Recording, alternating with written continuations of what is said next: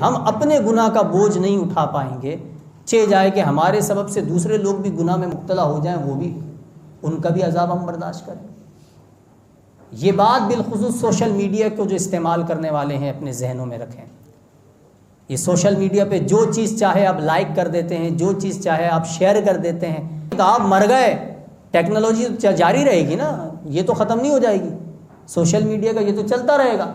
आपने एक चीज़ शेयर की थी, आपके शेयर करने से, आगे बढ़ाने से वो लाखों लोगों तक पहुंच गई है, सबका गुनाह आपके ज़िम्मे आएगा। लिहाजा ये अपने उंगलियों को, ये अपने ये थंब जो है ना, अपन इसको कंट्रोल करें। ये हमें ऐसे गुनाहों में मुब्तला कर देती है कि जो गुनाहे जारिया होते हैं। ये टिकटॉकर्स भी जो हैं, ये स्नैपचैट के ज़रिए जितने भी ये अजीब उटपटांग हरकतें करते हैं, ऐसे काम ना करें, ऐसी चीज़ें वायरल ना करें कि जो लोगों में जी मैं तो फेमस हो गया।